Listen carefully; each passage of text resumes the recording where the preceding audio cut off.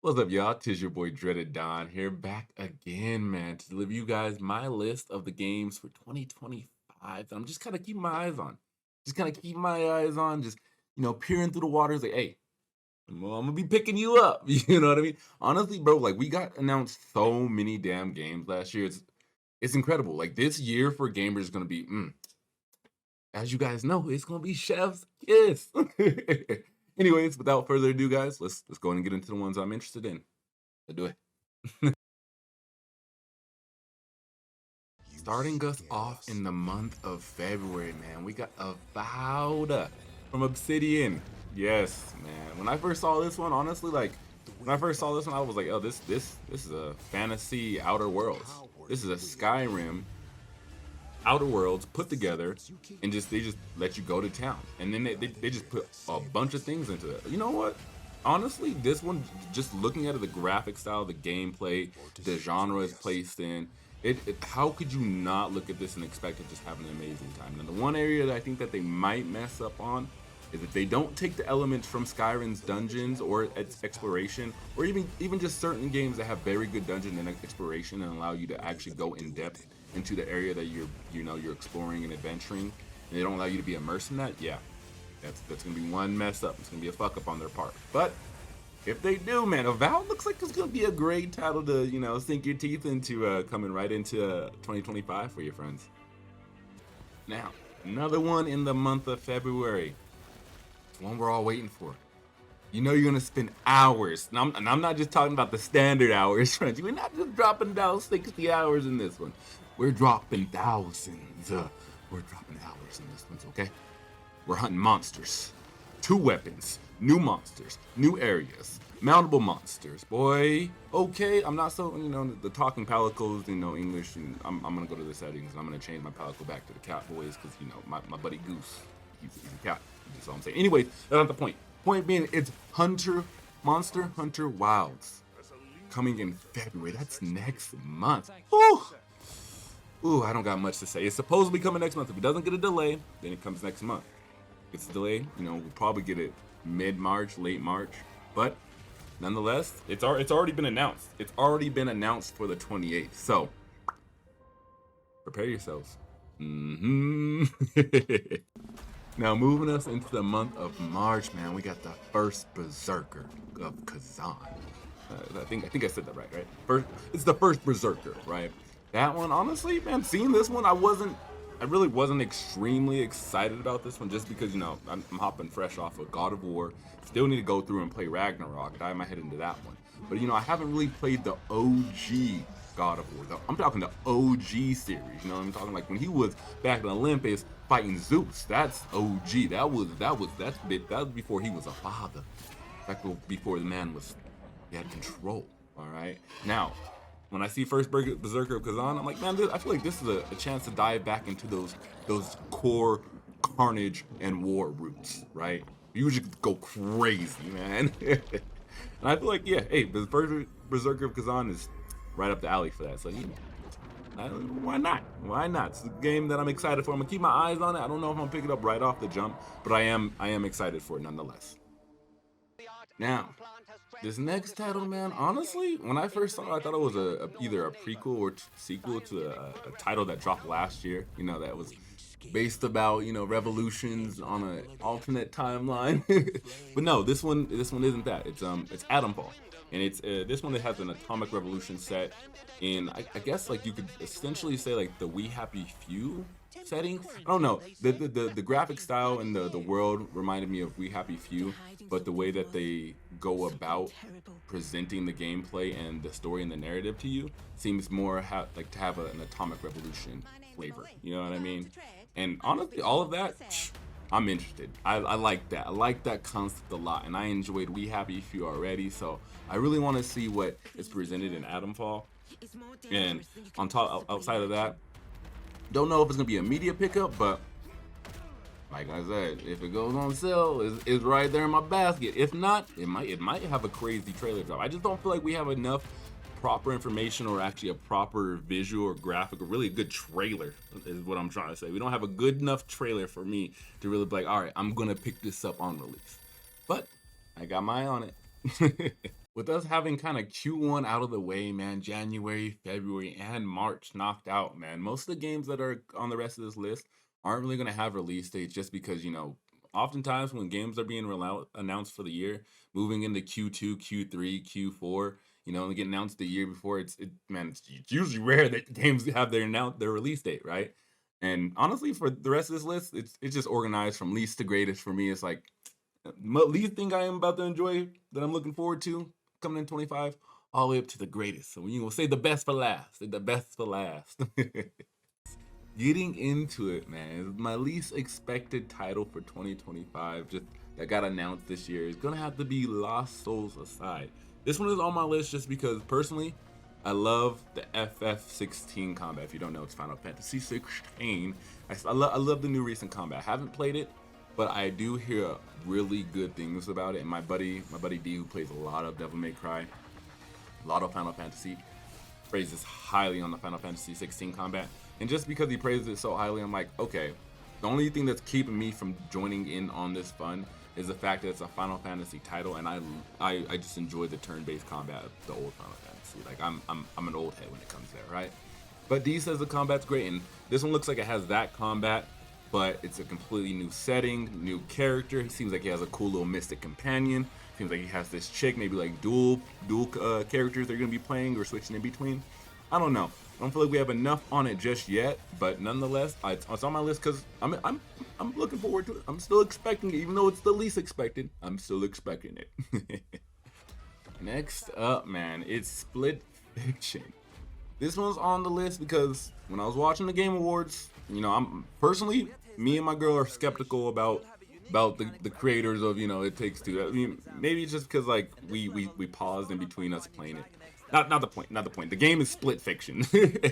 Like when we saw it, we're like, okay, that looks good. It looks like it's gonna be a much more serious game, which is gonna allow us to keep our interest longer. Not to say we don't like non-serious games, but when you're playing an in-depth game that has like in-depth mechanics and wants you to be caring about the story, you don't really care about what's going on like It Takes Two. This one, it's Split Fiction, seems real cool. Like you got the dragons, you got the cyber fights, you got like the different adventures, you got like the girls interacting on their dreams and them merging and then creating different elements inside of their dreams. Just all of that. All of that just seems so badass in comparison to what I had on It Takes Two. I'm not saying It Takes Two was bad. Very, very good game.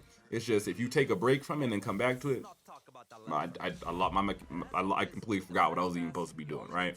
Now, Split Fiction looks like it's going to hold the interest much longer, be much more immersive, and just be able to be like, all right, we're going to just sit through and play through this game in a week, right? Probably the case. Honestly, probably could have done with It Takes Two. Anyways, on the list, Split Fiction. Gonna keep an eye out for it, mainly just because my girl was like, hey, that looks great. And I was like, hey, throw that on the list. And another one I just threw on the list was a goddamn Stage Fright, man. Now this one actually piqued my interest for a co-op game that I could play with my love. Because I was like, man, this seemed cool. And it comes from the people who made Overcooked. So I was like, okay, it probably has some stress elements or some cooperative elements that keep you not necessarily immersed in the story, but keep you immersed in the gameplay, right? Just like Overcooked. When you played Overcooked, you were so busy like trying to keep maintenance of the entire restaurant. Like, give me pass the onions. You don't pass me the damn onions. You pass me another goddamn tomato. I'm gonna chop your head off. Like, stuff like that. Like that type of immersive gameplay is so fun. When I saw Stage Fright and they split the screen between one person and another person, and the person activated the lamp in the back and activated, froze the monster. I was like, okay, there's gonna have some elements where you're gonna be having to consistently cooperate with the other person. The frustration and the stress is what makes it fun. You know what I mean? And when I saw that, I just immediately was like, yeah. Shit, like I said, throw it on the list, baby. Gotta throw it on the list. Now, when we stop just throwing shit on the list and we get a little bit more serious, this next one, Slay the Spire 2. Now, this is now we're getting into the tens. Now this is 10th. This is the 10th one I am expecting of 10. Right? This is right there. I'm serious. It's Slay the Spire 2, man. Oof. Yes, please. I really wanted a Monster Train 2, but I'm not mad. I'm still looking for a Monster Train 2. Anyway, Slay the Spire 2, man. This one just looks super cool, and I played the dog shit out of Slay the Spire, right? So it's like when I saw Slay the Spire 2, I was like, oh, what are they gonna add? New cards, new areas, new pathways, and then there was like, oh yeah, and a new hero, yeah, and new animations. Oh yeah, we're gonna give you a whole bit of good things for you guys to just enjoy, right? And so, Slay the Spire 2 was immediately on the list for like, it was like setting the guideline for everything here up, right? So Slay the Spire 2 on the list, man. It's there, solidified, number 10, baby. Now listen, don't come from my head when you see this one. I know it's low on the list. Elden Ring, the Night Rain. Okay, I only have it so low on the list just because of what I've heard about it. I'm still excited for it because I'm enjoying the hell out of Elden Ring. I'm needing to go back and play through it some more just because it's a good game, and I still haven't made it to Shadow of the Erdtree, so it's like, you know, I need to really play through it. But the reason why this is so low on the list is just because I heard that in order to play co-op, you have to have only 3 people. Only 3. Nah, what if I want to play with 2? What if I just want me and a homie? Can't do that? That's a bummer, right? And then not only on top of that, I heard that you now, instead of like having you be able to create your character and go through having, you know, custom weapon sets and kind of like building your own, you know, build, create your own build, you know, you now have a preset, you know, and you go through and battle with that. And it's not that I have a problem with presets, but I just feel like the Soul series allows for so much more enjoyment when you have the customization of being able to create your own build. And I just feel like that's where we're lacking. If these are true, where only the 3-person co-op and it's preset, it's gotta go at number 9 on my list, man. I'm excited, nonetheless, as always. But yeah. Next, it's Witcher 4. Man. Oof. It's been a really long time since I even played The Witcher 3. But my girl loves The Witcher 3, man, and she played through, like I said, like I always say, she has played through that thing time and time again. I think she's played the 4th playthrough. Yeah. Anyways, man, damn, it's a damn good game. And The Witcher 4 finally getting announced right after CD Projekt Red actually went through and fixed up everything they needed to do on Cyberpunk. Oh boy, you know they're about to give Witcher 4 the tender loving care it needs. Not only that, they're if you don't know, they're in works with the author for the books. They're doing all of the original stuff from the books, not necessarily like step by step, but they're working with the author of the books. There's a reason why Ciri has become the character now. The plot revolves around that girl, bro. She is the center of attention. She is about to be the most badass character you have ever fucking seen. Now, honestly, that's one of the things I'm most excited for on Witcher 4. She's about to snap, bro. She's about to snap. Ooh, let's go. We need it. Let's go.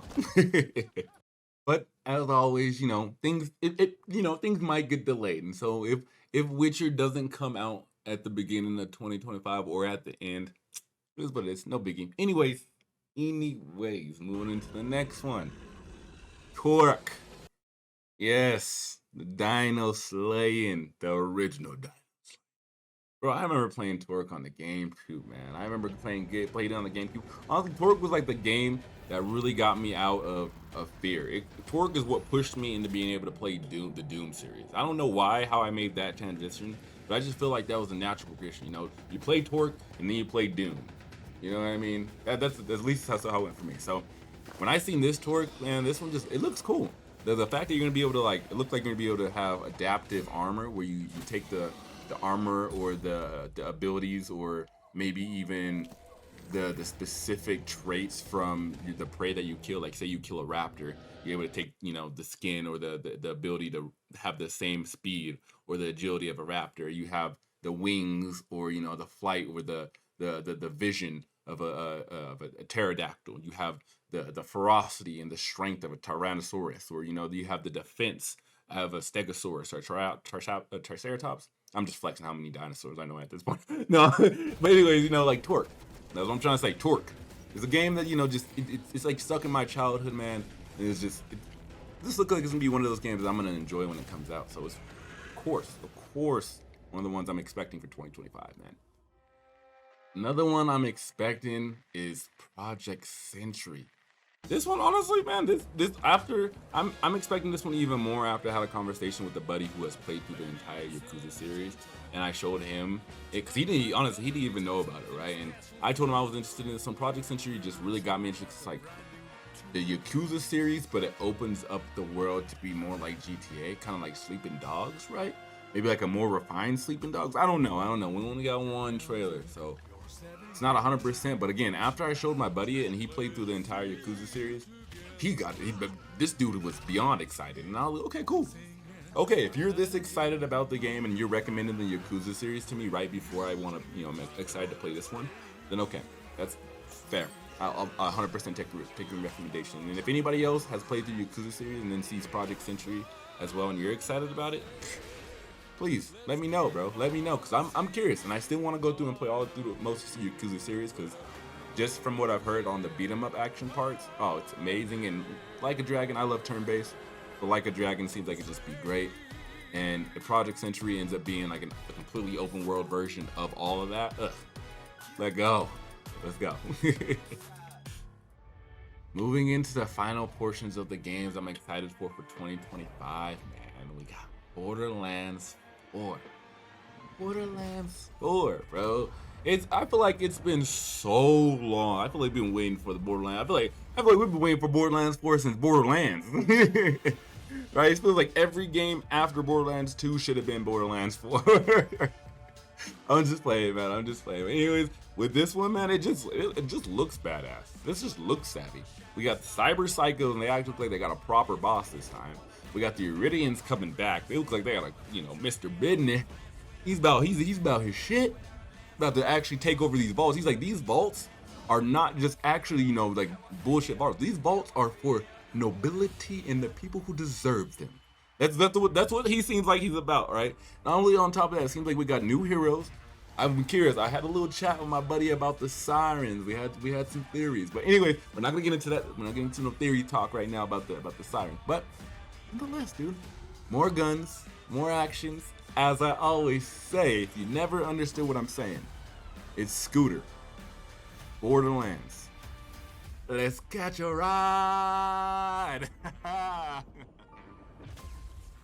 Anyways, the next one on the list, moving it up. Outer Worlds 2. You know your boy the sci-fi fiend, man. I played Outer Worlds 1. I love that game. I mean, I didn't love the AI. The AI, honestly, the combat for the AI wasn't the greatest, but the conversation, the in-depth dialogue. Again, this is why Obsidian it's one of the reasons just Obsidian. I think they do such a great job with their dialogue and their character development. Man, you really enjoy your companions. You know what I mean? Like, oh man, the conversation I had, it was Vicar Max and it was the rebellion leader. The one who was really religious. Oh, they had such a great conversation. You let them talk it out. Oh, it's amazing. One of my favorite conversations in games to this day. And so I just look forward to Outer Worlds 2 because I'm hoping they improve on not just the combat and the AI, but man, I want to go back. I want to go back and play the game and maybe find other companions I enjoy. I played through it once, and just left it as it was because it was like, okay, I got other things on the list. But every time I think about a good dialogue in a game, every time it's Outer Worlds. So Outer Worlds 2, I expect that dialogue to continue, man. I expect it to continue. And continuing on, man, with the sci-fi. As I said, I love sci-fi. And this one, the concept around this one, the concept alone has me hooked, boy. Hooked. I didn't get a chance to play, the demo is on Steam now, if you want to check it out. I didn't get a chance to play the demo on Steam because my PC shit. It is, but man, the concept, bro, you have okay, the way I can explain it is that you have yourself, and imagine if every single one of your choices in your life split off into a different person, and then you could talk to that person and how they live their life after that one decision. Say if I don't know, your decision was to go to one high school versus 3 different high schools, you know what I mean? And then you get to see what it's like to go to those 3 different high schools, or even more. Let's do a more impactful. Say it's like you broke your arm or you almost drowned in a swimming pool. It's the best way to say it. I mean, it's kind of morbid, but the stuff like that, right? Because that's how altars goes through. They almost drowned in a swimming pool. You would be able to talk to one version of yourself that learned how to swim that day, and another one that became afraid of water. And they put that into a game, and you have to learn how to like survive in a hostile environment as the scientist on a planet that was placed out. I can't exactly remember the concept there, but on a planet on a hostile planet as a scientist, and the only person that's there to help you is yourselves that make different decisions, and you get to choose your life making those decisions. I can't go in depth enough. There's a reason why this game is number 3 on my list, man. I'm too excited for this one. Too excited. And another one I'm too excited for, man, is Dispatch. When I first saw this one, man, I honestly thought they were advertising another Amazon, cartoon for us to watch, another animated show for us to kind of enjoy, like Invincible. If you like Invincible, man, Invincible is great. Check out Invincible. Anyways, I thought that's what it was. And then they kept going on, and they showed that you could have they had the dialogue choice you can make. They showed you dispatching the heroes, making sure that you actually communicated with the heroes so you understood that who they had great compatibility with and how they were feeling that day, on just to ensure that you could send them out to a proper, crime call. Man, that concept was just really cool. And then on top of that, the comedic element alone made me just be like, yeah, this could shut up. Because the way I see this is probably going to be like a game you play, knock out 30-40 hours, enjoy some good comedic relief, enjoy some good, maybe some puzzle solving, maybe some connection building between the heroes and making sure you send them out to the proper environment. Just if you enjoy that kind of stuff, I think it could be a fun game and a good concept to get your hands on for a good little bit of time. And you'd be like, man, that was a damn blast. That was a blast to play. You know what I mean? If you enjoy storytelling games like that. And I don't play a lot of The Walking Dead, and I never played any of the Tales of the Borderlands series. But this seems like it'd be fun. Seems like something fun to get me interested in, But why not? And number 1, man. The number 1 game I am looking forward to for 2025. Warhammer 40k Mechanicus 2. Yes. Praise the Omnissiah. Flesh is nothing metal. Oh yeah, man. I played the dog shit out of Mechanicus 1, man. I got it on the Switch, and it was I need the second. I need the second. We don't know much about it. We honestly don't know anything. We have nothing besides that it got an announcement trailer for 2025, man. And it's on my list because it is my most anticipated game. I'm hoping and praying that we get this one the most. That's the only game I really want. And if you're with me, hey, you're with me, my friends. Hey, we're there. Other than that, I'd say Monster Train. But Mechanicus, that's it. The number 1 game I'm looking forward to. And with that, my friends, that is going to be all of the games I am looking forward to coming out 2025, man. This year, honestly, is jam-packed, and we're going to have more just get announced throughout the year. We're going to have more get announced throughout the year. We're going to get more release dates. It's going to be beautiful. It's a beautiful year for gamers, man, and if you're as excited as I am, of course, let me know down below. Leave a like if you enjoyed the video. And you guys, as always, if you're trying to trade some info, sub for more of it. Otherwise, I'll catch you guys on the horizon. Deuces.